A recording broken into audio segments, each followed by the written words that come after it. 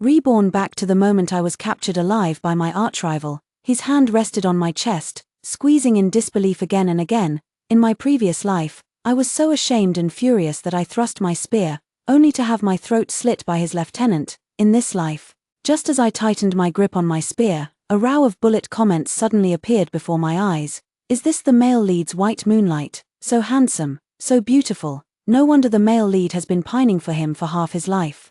Spare him, good sister. Calm down. The male lead knows you're a woman, and is about to kneel and kiss your toes. Your blessings are yet to come. If you die, that green tea adjutant disguised as a man next to you will take your place, spend your money, live in your house, steal your husband, and even hit your child. Let me tell you a secret. After you die, Senterji will even steal your corpse for a ghost marriage.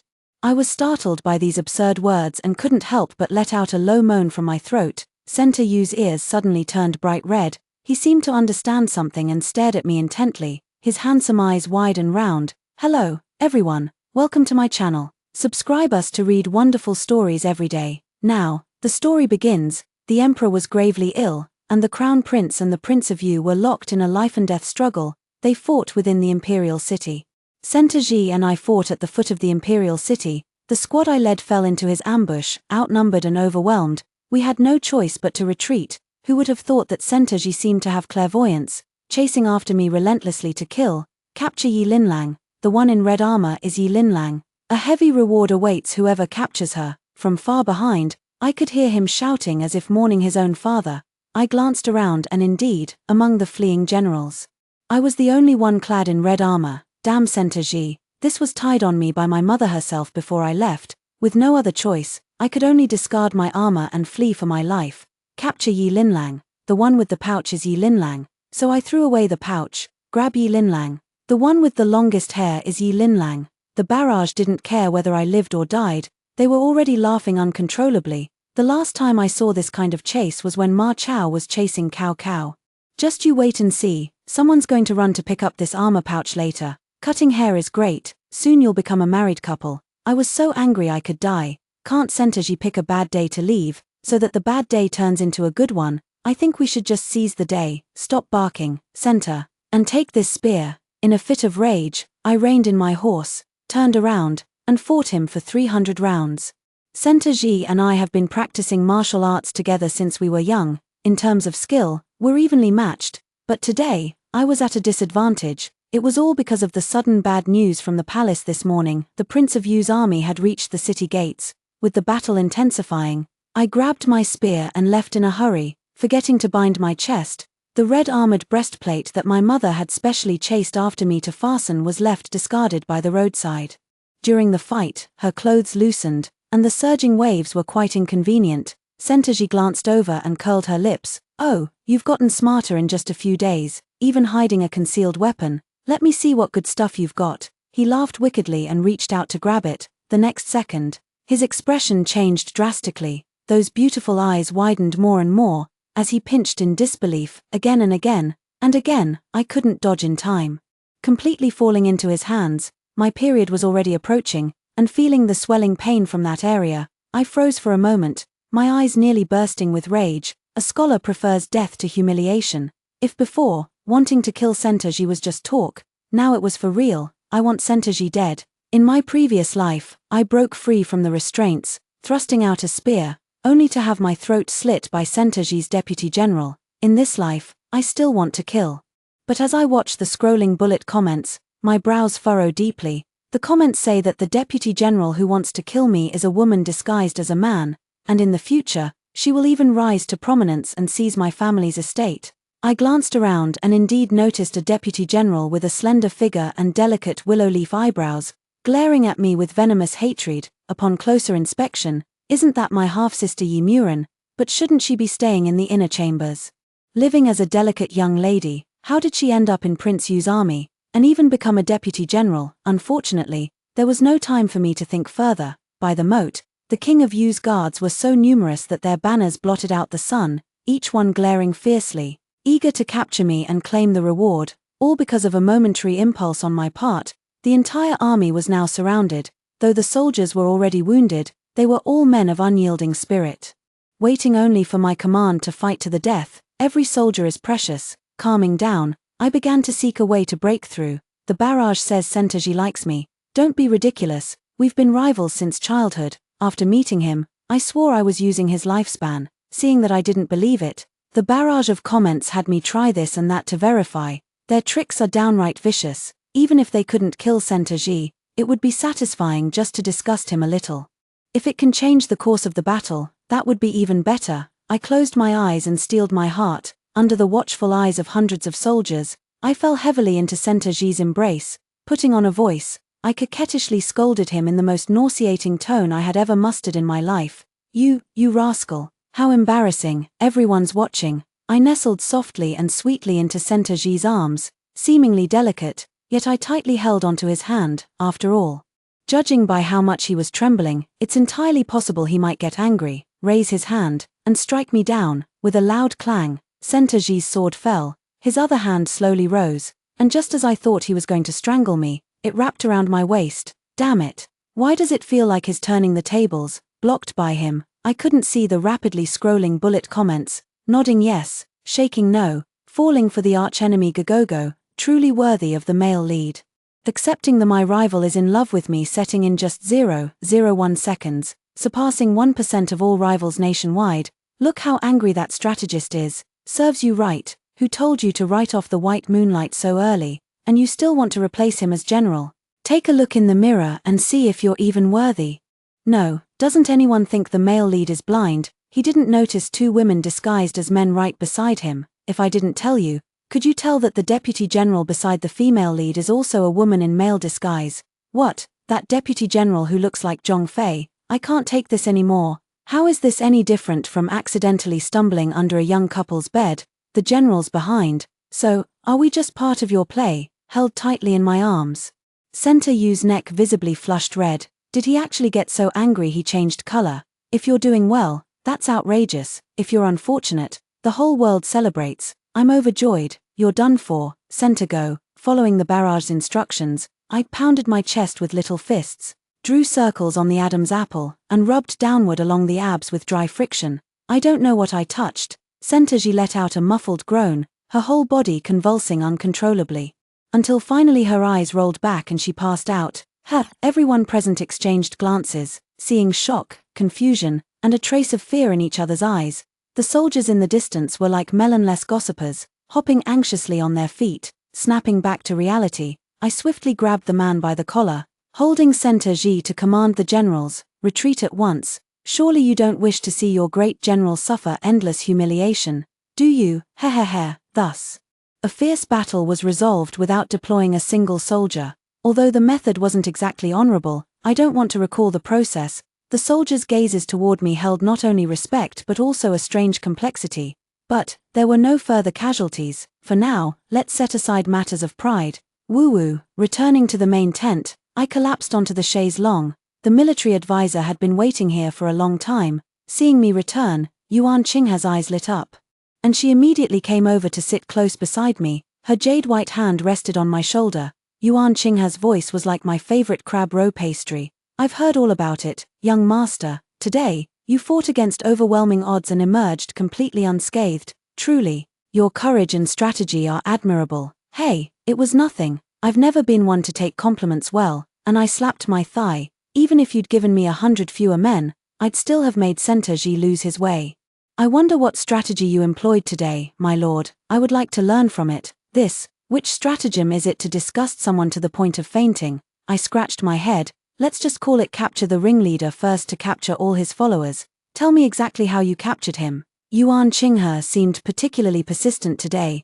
How did you manage to capture him? I scratched my head and gave him a rough description, especially emphasizing the foolish look on Sentoji's face, flushed and red-necked after I grabbed him by the waist. You have no idea how stiff his body was when I held him and humiliated him, and his face was so red, like a monkey's, but, I touched his Adam's apple, rubbed his belly, and just with those two moves, he got so angry he started twitching and even fainted. Qinghe's hands grew even gentler, her palms gliding slowly down from my shoulders. Her soft breath brushed against my ear. Qinghe never knew that the young general enjoys playing like this. What to play? Yuan Qinghe was the strategist my mother assigned to me. When she brought him to me, she winked at me and said, "Qinghe is skilled in medicine and understands people's hearts. It's just a pity that his body is weak and can't withstand much strain. Lin Lang, you'll have to be considerate of him." The man stood in the wind.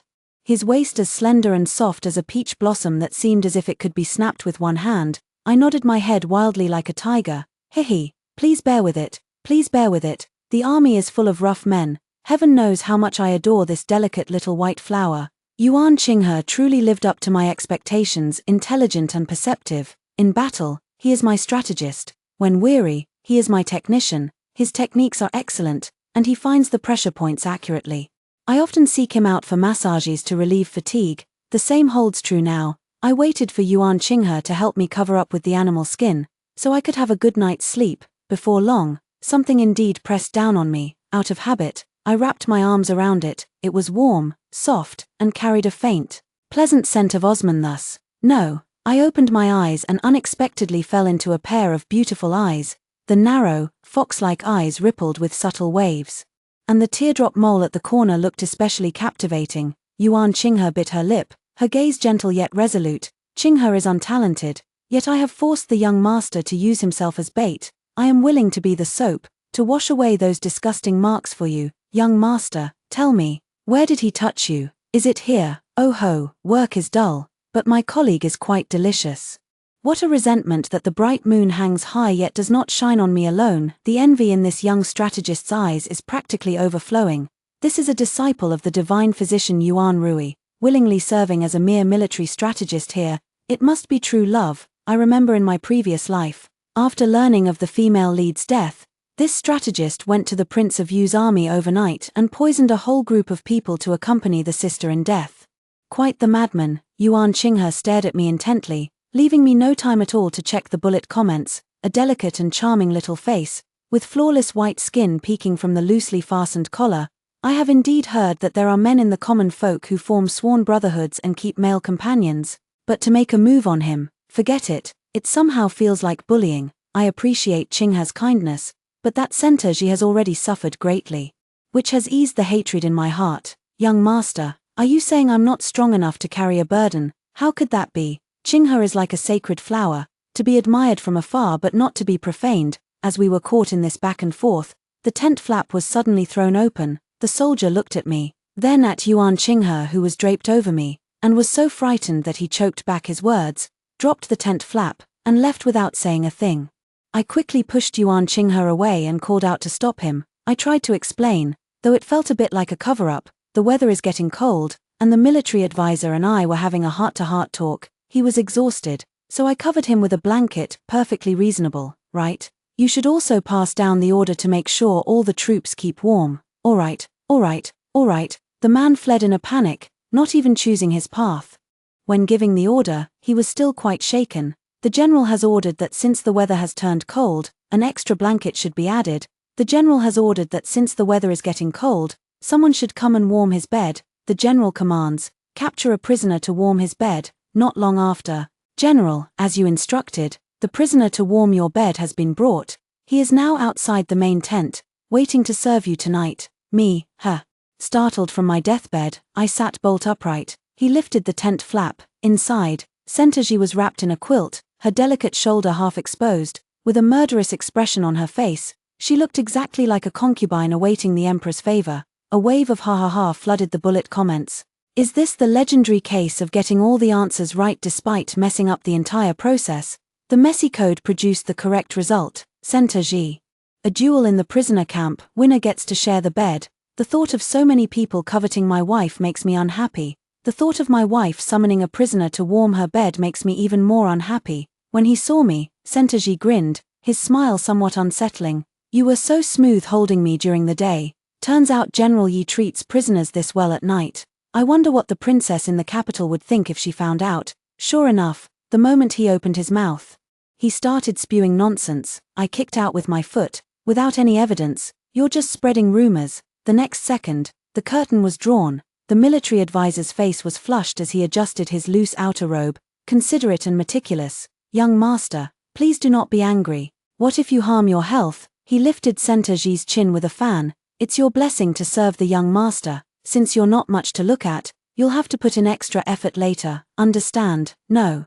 What is this all about? What do you all say about me when you're outside? I was so furious that I immediately went to find the soldier who had delivered the message. If you didn't hear clearly, then go ask for clarification. Don't spread false rumors and slander me. Those soldiers had probably never seen their boss's boss, and they were so frightened they immediately dropped to their knees, with tears, stammering, "General, I was wrong. I've had poor eyesight since I was a child.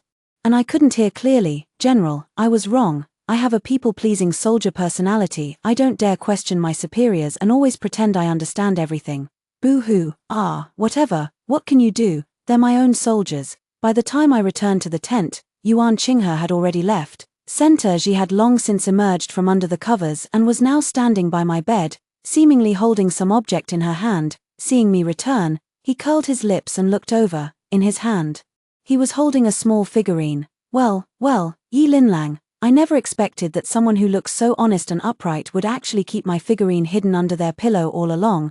Only then did I notice that the wooden box beside the pillow had been opened by him. Center Ji held a doll that was a scaled-down replica of him, playing with it left and right, occasionally bringing it to the tip of his nose for a gentle sniff. His smile was strangely unsettling. "I've finally figured it out.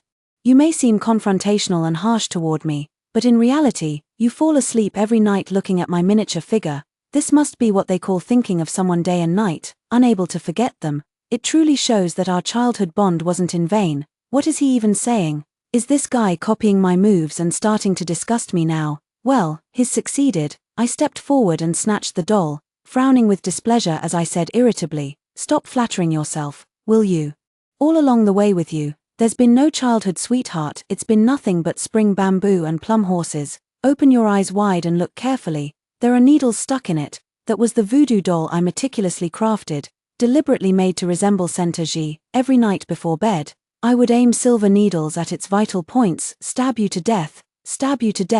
Only by venting my hatred could I fall asleep peacefully." I locked the doll back into the box, grumbling with lingering resentment. "Who knew your life would be so tenacious? I've already ruined 18 voodoo dolls, yet you're completely unscathed. Truly, the wicked live for 1,000 years. You're mistaken, Linlang." A man's voice came from behind, after a rustle of fabric. When he turned around, Center Ji was left with only a pair of undergarments loosely hanging on his body. His bronze muscles, glistening with a sheen as if roasted, shimmered brilliantly in the candlelight.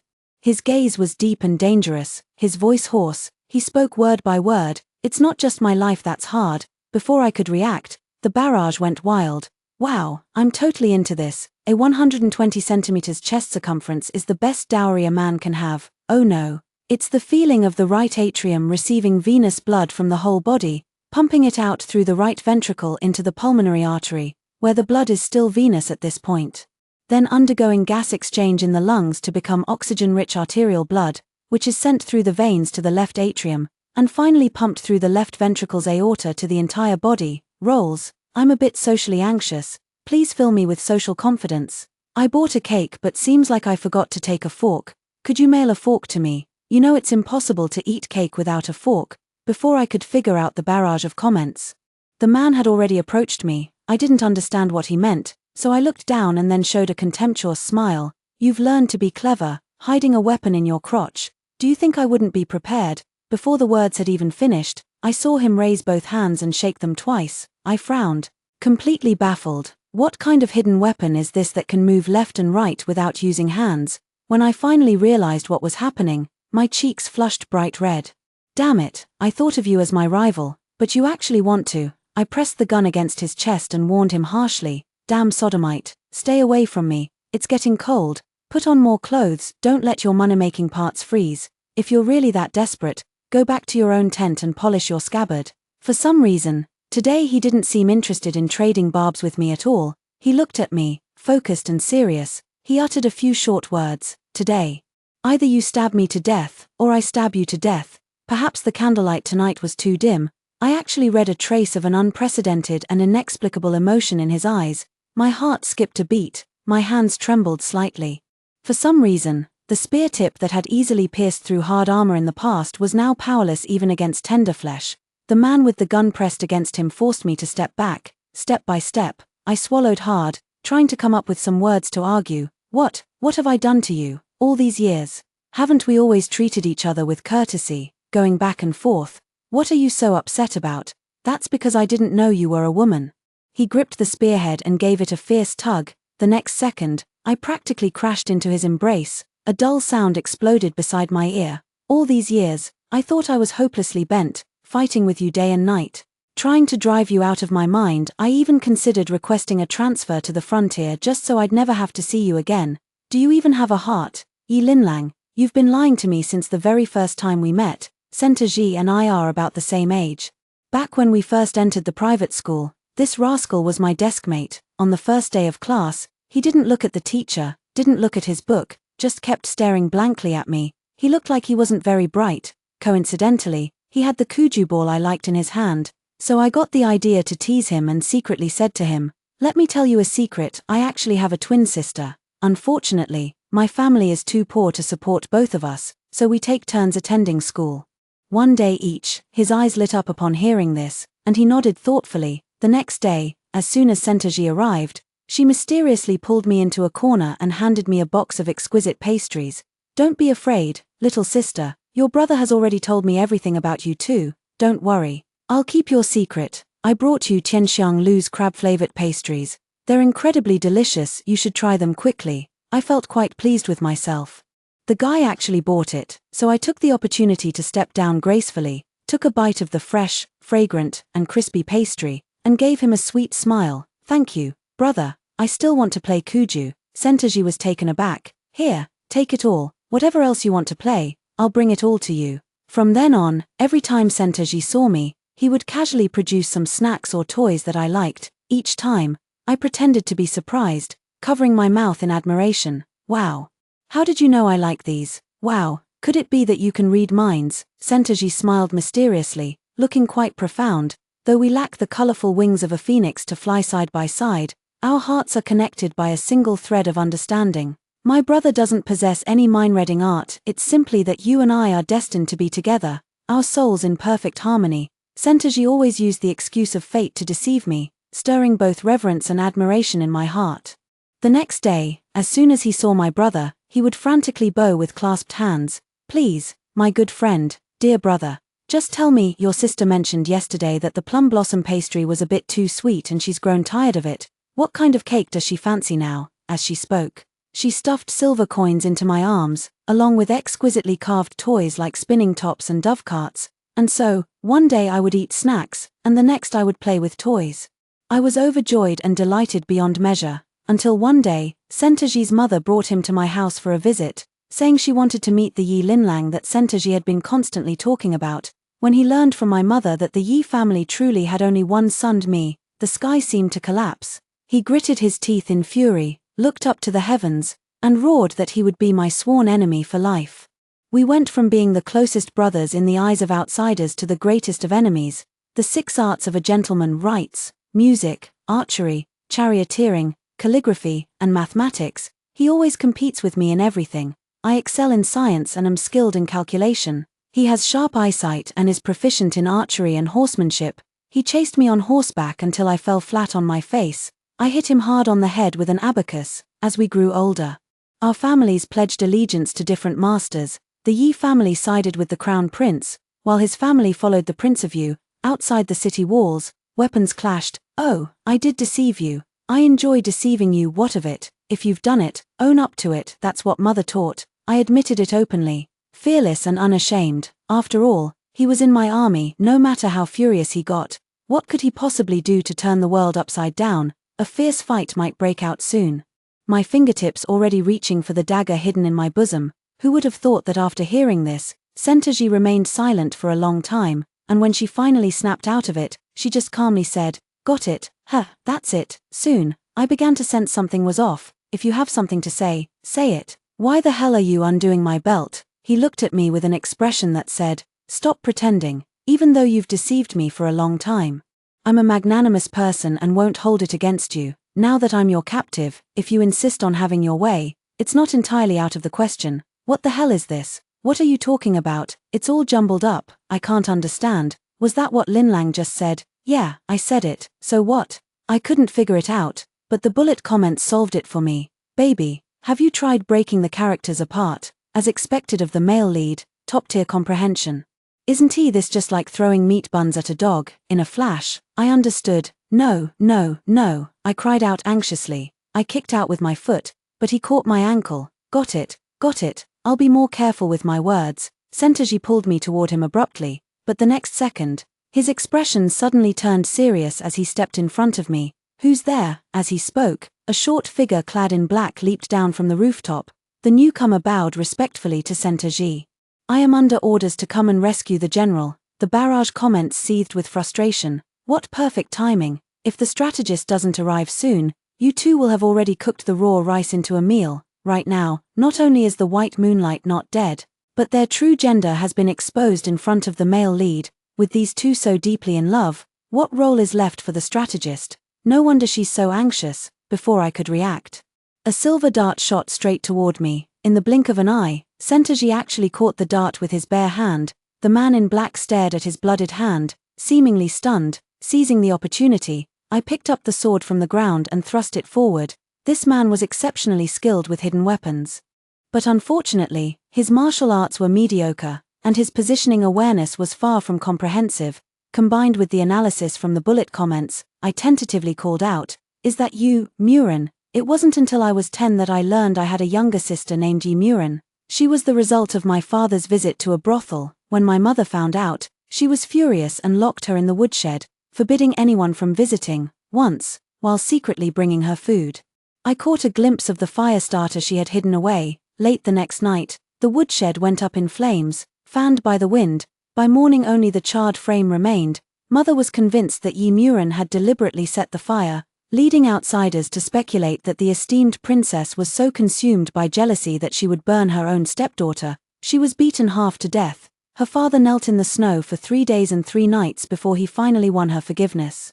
And he hired a rather strict governess for Yi Murin. She was taught the 8 elegant arts for women: poetry, wine, flowers, tea, zither, chess, calligraphy, and painting. When I was a child, while studying and practicing martial arts in the courtyard, I often heard heart-wrenching cries coming from the other side of the wall. I secretly went to see her, bringing her medicine, but she always drove me away, along with the medicine. Gradually, the crying grew softer until it could no longer be heard.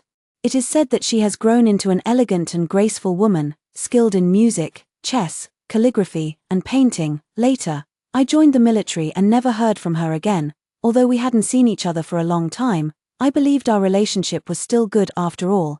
Blood is thicker than water. But that person did not respond, only letting out a cold laugh. "General Yi, don't go making wild accusations. I'm just a commoner. How could I possibly know someone as noble as you?"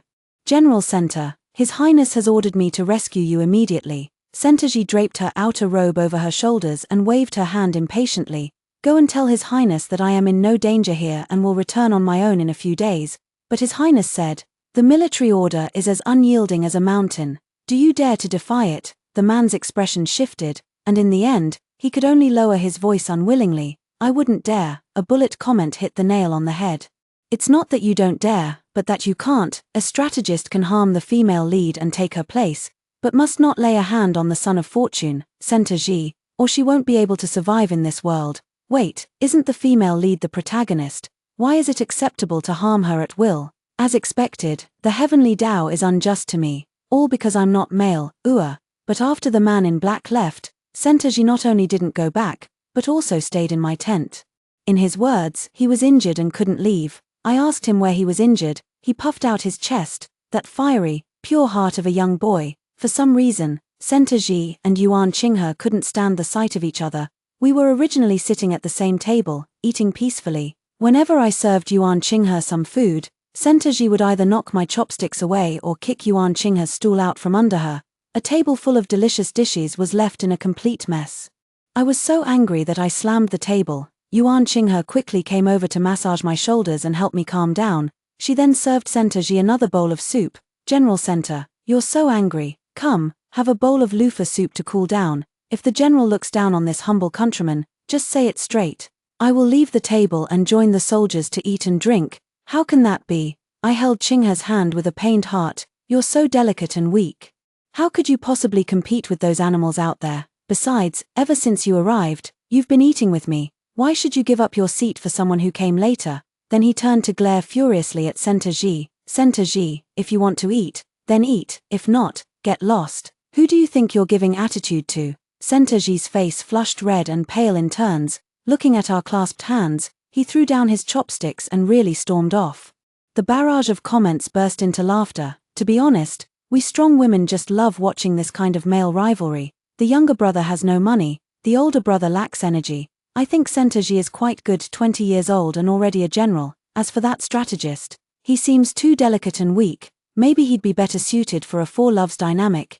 Yes, for love sounds great. The female lead looks fierce and dependable, very reassuring. Center Ji spent the whole night outside the tent wondering where he went wrong. In the end, he didn't figure it out, he just ran out of night.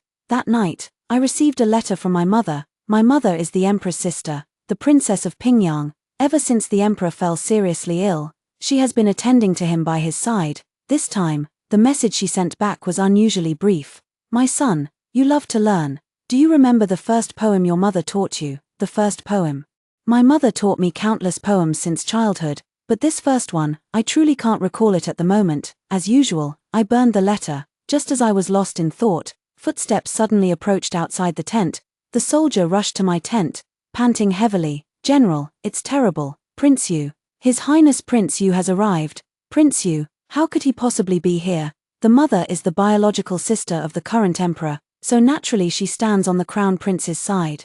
As for the Prince of Yu, he was born during the emperor's pleasure-seeking trip to Jiangnan, and whether he is of royal blood remains questionable. After the news of the emperor's critical illness spread, he rushed back to the capital on horseback from his fief. A prince is not allowed to return without a summons. What he did is no different from rebellion. The Center family has been staunch supporters of the emperor in both court and public affairs over the past 2 years. Unexpectedly, this time they are actually working for Prince Yu. The barrage seemed to notice my confusion. Little sister doesn't know yet, but the crown prince isn't actually of royal blood.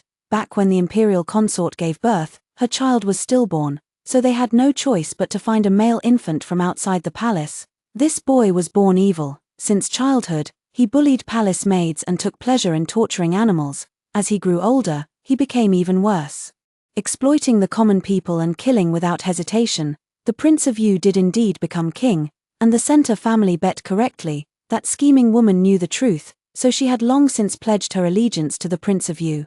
That's why she became the Yi family's hero and later replaced the female lead to marry the male lead. That despicable scheming woman actually exposed the fact that little sister is a girl. This time, the Prince of Yu came precisely to use this as leverage to control the Yi family for his own purposes. If that little sister agrees, wouldn't she become a traitor too? What traitor? History is written by the victors. This is called having a discerning eye. I was reading the bullet comments when the curtain was suddenly pulled open. The person who entered was wearing a 5-clawed python robe. I quickly knelt and bowed. Lin Lang pays respects to Uncle Prince. The Prince of Yu remained silent, allowing the general beside him to take me into custody, and said coldly, "Search." Soon, a long cloth was thrown before me. Prince Yu smiled at me. "My good nephew." "Oh no, it should be, good niece." "Ah, what did uncle say?" "He didn't ask, I didn't tell, he asked." And I was surprised. He's a prince, but my mother is a princess. When I was little, I even peed in the emperor's arms. Besides, this is the Yi family's camp. We show him respect because he's an elder.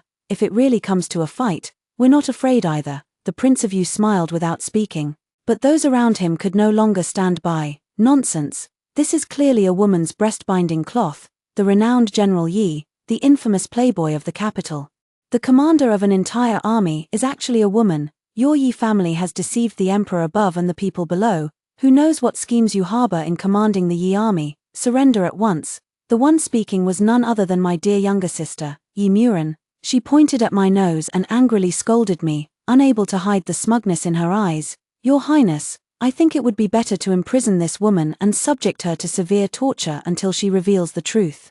The barrage comments are furious. What's wrong with women? Women hold up half the sky. Damn, this is the first time I've seen someone insult themselves. Have you been assimilated after just a short time in ancient times? Or is your brain filled with nonsense? Have you forgotten that you're also a woman? If I were my Bao, I'd rush up and tear her clothes off to see who's biting the hand that feeds them. I remained silent, just consulting the strategist, Qinghe. How many infantry does my Yi family army have? Reporting, General, 5,000. Ballisti, reporting, General, 50 units. Ballista bolts, reporting, General, 15,000 bolts. I looked towards the Prince of Yu. Uncle, what did you just say? It's so much easier to talk with intelligent people. Before Yi Muren was thrown into prison, he still refused to accept his fate and continued to shout defiantly, "Why are you arresting me? She really is a woman. Everything I said is true. I provided information, I should be rewarded. This is unfair." She didn't understand. Whether I am a woman or not is completely irrelevant. What truly matters is that my status and abilities have risen to a point where people can no longer afford to be concerned about my gender. The Prince of Yu needs me. The reason I agreed to the Prince of Yu was not only because I had long despised the Crown Prince, who treated human lives as worthless as grass, but also because I remembered the first poem my mother ever taught me. Step by step, I climb and climb, ascending all the way to the mountain's peak, raising my head. The red sun hangs low, white clouds drift beneath, all lakes and seas lie within a single gaze. At that time, my mother was holding my hand as we walked along the path leading to the palace hall. Reaching the highest point, she picked me up and looked down at the palace walls. Eunuchs and palace maids bustled about busily. Upon seeing us, they all dropped what they were doing, trembling as they knelt in rows. Ling Lang, smell it, the scent of power. Isn't it fragrant and beautiful? The most precious power is only worthy of the most outstanding individuals. That person is like the sun above us. They can stand at the highest point, shining upon and nurturing all things, yet they are also willing to lie dormant at the lowest point, awaiting the next ascent, in the future. Whether you wish to be the sun or the one who assists the sun in rising, do not forget your mother's words. Mother has always been well informed. She must have already learned about Prince Yu's return to the capital, and compared to being trapped in the palace, I yearn more for the grasslands. So the new son can only be Prince Yu. Fortunately, the bullet comments all said I didn't bet wrong. Sentaji was released from Prince Yu's command and walked up the familiar palace steps alongside me. Unexpectedly, the Golden Luan Hall was already stained with blood. It turned out that the Crown Prince, seeing the Emperor critically ill, had launched a palace coup first. He had already slaughtered all the eunuchs and palace maids he could, and when we arrived, he was about to turn on the noble relatives. My mother held her sword against him, and when she saw me, her eyes instantly reddened. The Crown Prince glared furiously at the Prince of Yu, who had rushed from afar, and raised his blade to strike, but I kicked him to the ground. In the next moment, Sentaji took over my move. "Linlang, let me handle this. Don't tire yourself out." I was furious. "Who do you think you're looking down on? Get lost. This is a chance to gain merit from serving the dragon. Do you think I'm stupid enough not to seize it? One shot, one rebel." Sentaji was also as if pumped with adrenaline, slashing left and right. We were like back in school, determined to outdo each other. The barrage of comments was just as excited as we were. The Xuanwu Gate duel, winner takes the crown. The Fragrant Mountain Temple showdown, loser becomes the rebel. Yeah, just a small rebellion. We've got this. The death knell tolled, the dust has settled. Yi Muren was returned to the Yi family to be dealt with as they saw fit. Behind closed doors, she knelt together with her father. "You wretched girl clearly intended to bring ruin upon the Yi family. Before, Prince Yu had need of us and didn't mind that Linlang was a woman, but now, he has ascended the throne. Do you think he won't settle scores when the time comes?" I thought to myself, "Mother, didn't you just grab the new emperor by the ear and give him a beating?" But seeing her terrifying expression, I swallowed my words. She lashed out with a whip, striking my father. "When I gave birth to Linlang, your mother harmed my foundation, and I could no longer bear children. Linlang is my only child in this lifetime. My child is outstanding, skilled in both literature and martial arts. I sent her to the army, and she even became a general. If this wretched creature ruins her future, I swear I'll make the two of you regret ever being born." My father was so terrified that he nodded like pounding garlic, not daring to utter a single word, and dragged Yi Muren to kowtow repeatedly. Who would have thought that Yi Muren, with his unyielding pride, stubbornly stood straight and defiantly said, "On what grounds?" My mother didn't react for a moment. "You little brat, what did you say?" She widened her eyes. I said, "Why? I'm also surnamed Yi. I'm also a woman. Why can Yi Linlang achieve great things, while I have to be confined to the inner chambers, learning etiquette, calligraphy, and painting, only to be married off to some random old man? I refuse to accept this. I know you dislike me, just because I'm not your biological child, but if one could choose their parents, who wouldn't want to pick someone with power and influence? I lost because I couldn't choose my birth. Because I don't have powerful parents to arrange everything for me." She glared at me fiercely, the venom in her eyes almost overflowing. I finally understood the source of her hatred toward me. If she can't have it, she'll destroy it. Is that really how it was? The bullet comments appeared just in time to explain to me. The strategist's task is to stay by the male lead's side and participate in major events that drive this world forward, thereby absorbing the male lead's luck. This particular strategist has malicious intentions, choosing to kill the sister to take her place, but there are actually other methods, such as staying by the male lead's side as an advisor or something similar. The current situation is that the male lead ignores her, and she failed to participate during the palace coup. All her tasks have failed, which is why she's breaking down. Sister, don't overthink it. This kind of person blames everyone else but refuses to admit their own faults, like a mad dog biting at everything around them. I nodded, lost in thought. Even if Lynn Murin had countless faults, but there was one thing she said that was right. I slowly walked to her side and said, word by word, "You're right. Who says women can't fight on the battlefield? Who says women should just stay in their chambers? But perhaps you don't know, when I joined the Lin family's army, I didn't reveal my true identity. What does it matter if I'm the legitimate son of the Yi family, or a woman? I am who I am. I want my most authentic self to undergo trials and tempering." At first, there were indeed many discomforts. The army is full of rough, foul-mouthed brutes. Today you bump into me. Tomorrow I shove you. If there's a disagreement, we settle it in the training grounds. But after being knocked down time and again, with jeers ringing in my ears and my face pressed into the dirt by their filthy boots, all my fastidiousness, my disdain, my rigid adherence to propriety between men and women vanished. I just wanted to win. From being beaten black and blue, to making others kneel and beg for mercy. It took me 5 years. Later, many people joined the Yi family army. Drawn by the reputation of me, General Linlang, seeing her look of disbelief, I sighed. I might as well tell you, I have 10 deputy generals, 3 of whom are actually women, and the number in the army is even greater. They are what ordinary men call abandoned wives, lowly women, and prostitutes. They couldn't survive outside, so they were forced to come to the military camp. In the army, they do the work that men refuse to do. Since then, the stables have been spotless. The war horses well-fed and strong, and the provisions orderly. In battle, I trust them the most. They are clear-minded, disciplined, and never conceal the truth. They are women, and women cannot join the army. Day and night, they live in fear, and only through the baptism of blood have they made themselves strong and reliable. Like mountains. Do you think anyone in the army has discovered their true identities? Why has no one exposed them? Yi Murin, your vision is clouded by power. You fail to see these golden qualities in others, only seeking to climb up by stepping on their shoulders. From the moment I was born, my gender has been male, Mother said. As the child of a true princess, I could even become the emperor. Her entire life was confined within the capital city. She wanted me to be like a steed in the wind, free and unbound for a lifetime, beholding all the splendid blossoms, and indeed, I have seen them all, those blossoms, standing firm against the wind and rain. Rising proudly under the scorching sun, striving to grow away from the shelter of the great tree, those unyielding, tenacious, and dazzlingly beautiful flowers, are what I want to protect the most right now.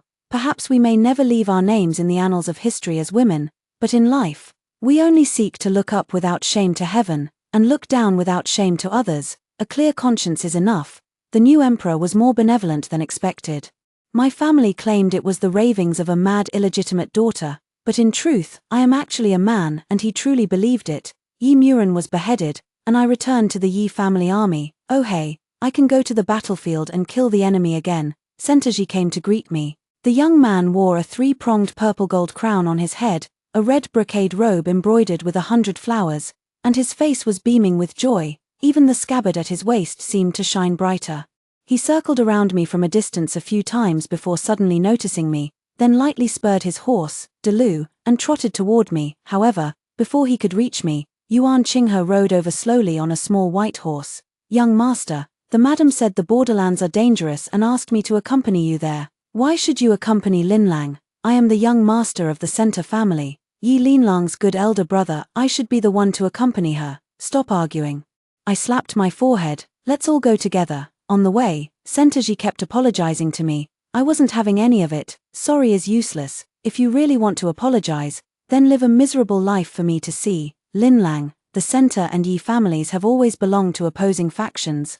Our relationship has been as hostile as fire and water. These past 2 years, we've each had our own difficulties. Come on, I don't see any difficulties on your part.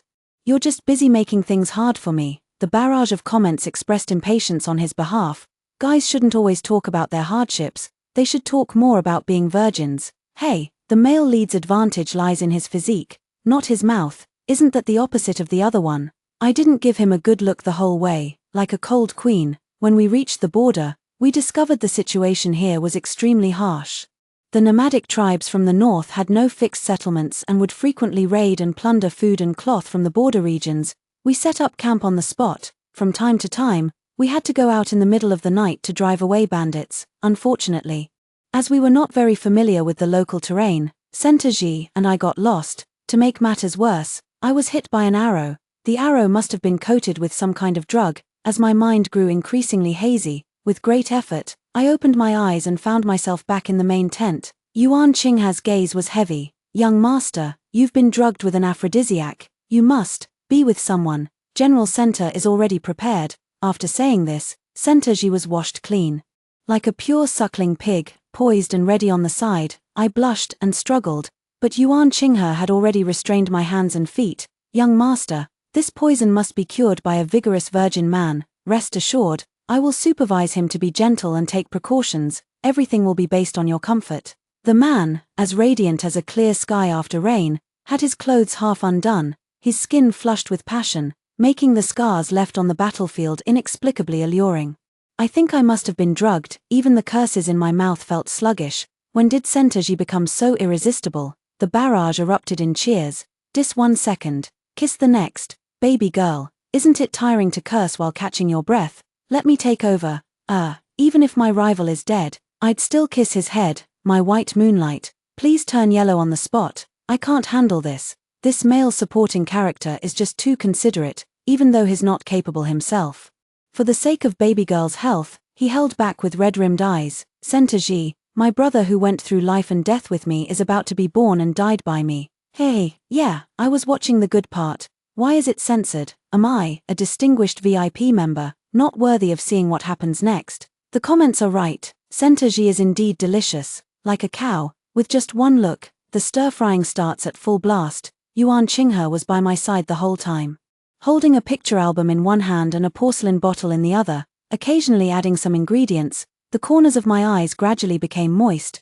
The sensation was beyond intoxicating. Delicious. After this, Ji acknowledged Yuan Qinghe's presence. Having someone who knows your background to talk with you is better than you going out to find a pretty boy. Hey, the strategist said he came up with a new idea today. Since we're off duty today, why don't we discuss it a bit? I watched him blush and secretly gritted my teeth. You better be talking about a proper solution. 3 years later, Ji and I had a daughter. I named her Yi Yingming. Never say a woman is not a hero. Every night the sword on the wall cries out. To the outside world, she still maintained the identity of a man. Need a chest binder, but no foot binding. On the first day of the Lunar New Year, firecrackers exploded, filling the house with red blessings. Yingming, wearing the new padded jacket that Yuan Qinghe had specially tailored for her, was bundled up like a little candied hawthorn stick, coming to wish us a happy new year. She bowed to me and said loudly, Dad, red envelope +1. Then she bowed to Ji and said obediently, Little Dad, red envelope +1 more. Finally, she gave Yuan Qinghe a sweet smile. Little Daddy. The barrage was completely charmed. So adorable, such a tiny little thing. I just want to sit on it and squish it to death. I really can't handle this nickname of theirs. Little Daddy sounds more like a snack than a title. I almost thought the baby was going to be named Yuan Qinghe's mother. Scared me to death. In this lifetime, I want to marry into a man like Yuan Qinghe. Which direction should I bow to make it happen? After paying New Year's visits, Yi Yingming collected several red envelopes and candies. Then hopped and skipped off to find the other children in the army. The Yi family army had set up a dedicated childcare tent to look after the children of the military officers and soldiers. Perhaps it's in their blood, even though they could rest on the first day of the Lunar New Year. The children still voluntarily appeared at the training ground. They quickly put down their candies and joined in. Some of the children looked valiant, others delicate, all sporting identical little boy top knots. Their small fists cutting through the air with vigor, watching the new sunrise. I couldn't help but sigh with emotion. When will the world truly achieve great harmony? Women no longer need to disguise themselves as men. You can live openly and proudly as a woman. The world is no longer monochrome. It can be dazzling and resplendent with endless variety, although it takes more than a single day to freeze 3 feet of ice. But the blazing embers beneath the frozen soil begin with our generation. Like a snake's trail hidden in the grass, the vein runs 1,000 miles. I earnestly hope that one day, the flames will spread across the plains, enduring and thriving forever. The end.